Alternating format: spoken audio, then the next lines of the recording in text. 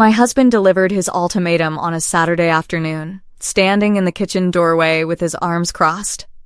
"Leave with nothing," he said, "or I will destroy you in court. Those are your options." He was calm when he said it.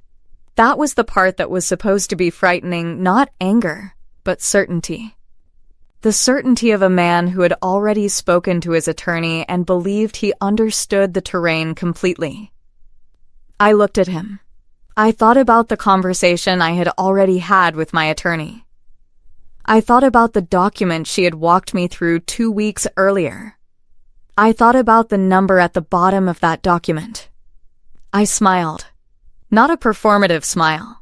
Not the smile of someone managing a situation. The genuine, involuntary smile of a person who has just heard someone state a position they cannot actually hold. I said actually about that. And then I told him to call his lawyer back. "My name is Claire Donovan. I am 43 years old. I am a licensed estate planner. I have spent 18 years helping people understand what they own, how it is structured, and what happens to it when circumstances change. My husband thought he understood what we owned. He did not. Drop your city in the comments right now.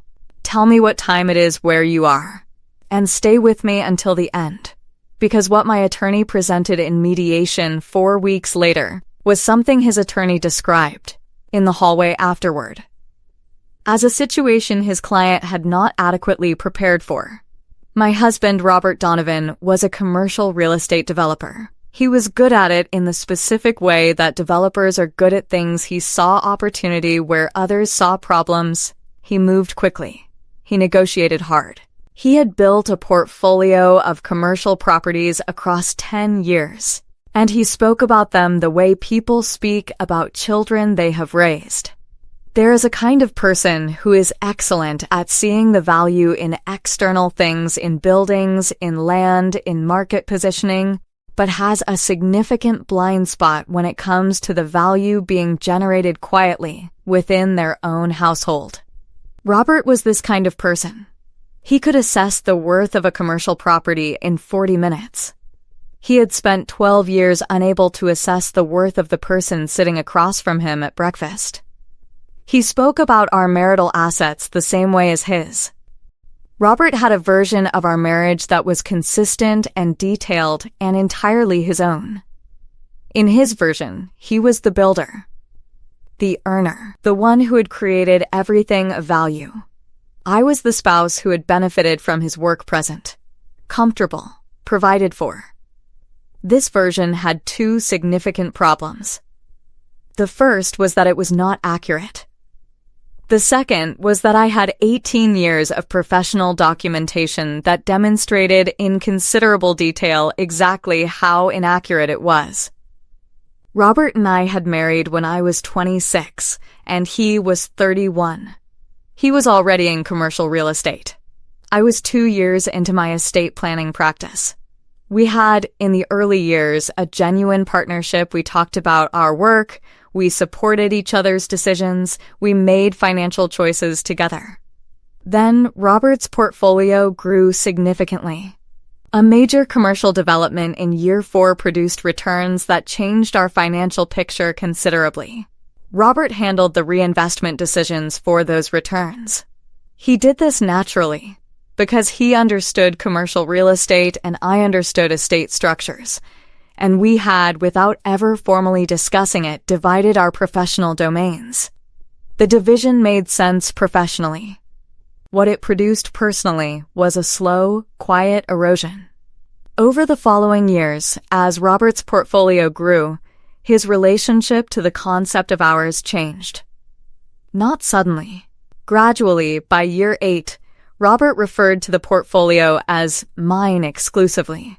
By year 10, he had begun describing our financial position to others in terms that positioned him as the sole architect of everything we had.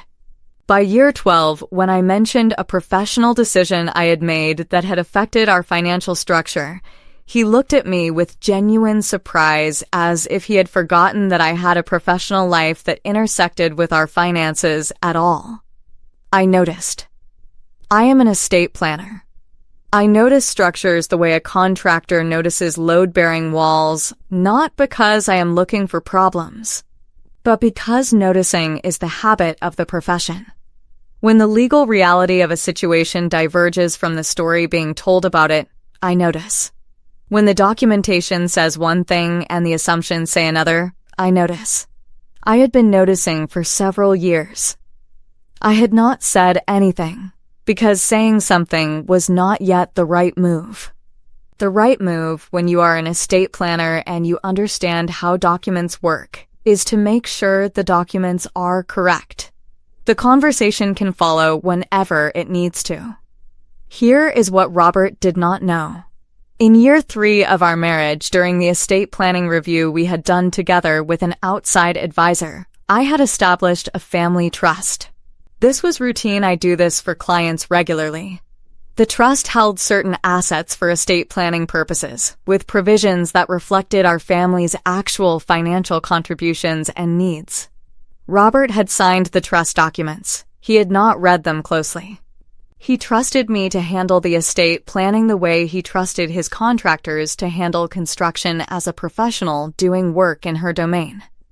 What the trust documents contained, established in year 3 and properly structured and documented, was a legal framework that reflected the financial reality of our marriage with considerable precision, including the contributions I had made, including the professional income I had generated, including the asset protection provisions that a licensed estate planner, reviewing her own family situation, would naturally include. Robert had been operating for 12 years on the assumption that the portfolio he had built was his. The trust documents, established in year 3 and never revisited by him because he had trusted me to handle it, described a different reality. When Robert delivered his ultimatum on that Saturday afternoon, he did not know about the trust documents in detail. He knew a trust existed. We had discussed it briefly when I established it, but he had not read it and had not thought about it in years.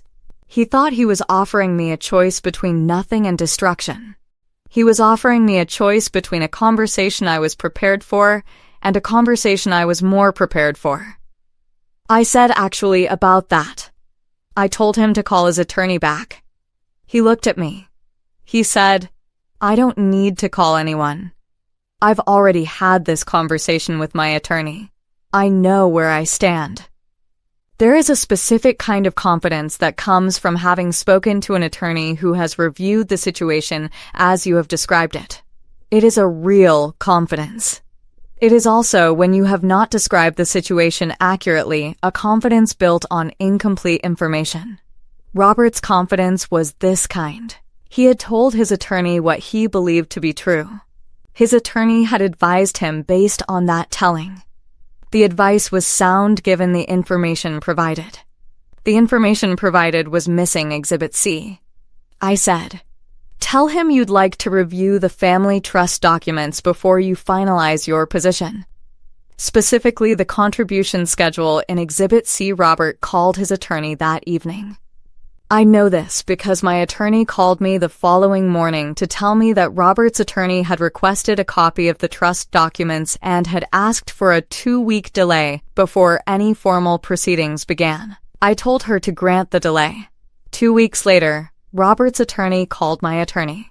Robert's attorney said his client had reviewed the trust documents and was ready to proceed to mediation with a revised understanding of the asset structure. Mediation was a Thursday morning in November. Robert arrived looking different than he had on the Saturday of the ultimatum.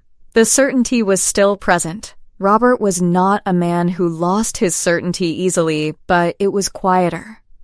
Recalibrated, my attorney presented the trust structure, the contribution schedule, the asset allocation that the trust documents established, reflecting what each of us had actually brought to and built within the marriage. Robert's attorney asked several questions. My attorney answered them with references to the specific exhibits. Robert sat at the table and listened and said very little. At one point, his attorney asked to take a brief recess. In the hallway outside the mediation room, I could hear them speaking quietly. I sat at the table with my water glass and thought about year 3 of our marriage. When I had sat with an outside advisor and reviewed our estate structure and done what I always do for clients, made sure the documents reflected what was actually true. The mediation concluded that afternoon. The settlement reflected the trust structure, substantially more accurately than Robert's Saturday ultimatum had suggested it would. Afterward, Robert's attorney said something to my attorney in the hallway. He said, "Your client had done her homework considerably more thoroughly than mine had anticipated. I am still practicing estate planning.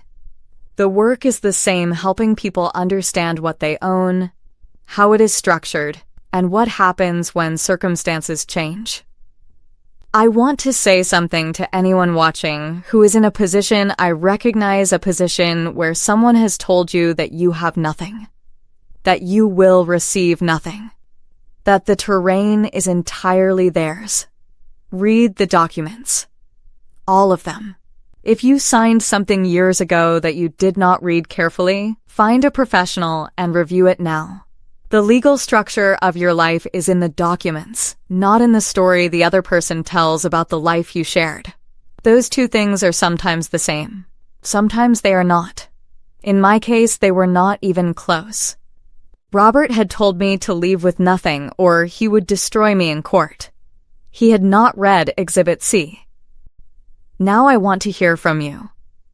If someone told you to leave with nothing, what would you have done next? Would you have fought back immediately? Or would you have smiled and asked them to call their lawyer?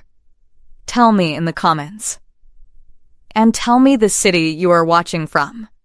I want to see how far Claire's story has traveled. Subscribe before you go. More stories are coming that you will not want to miss.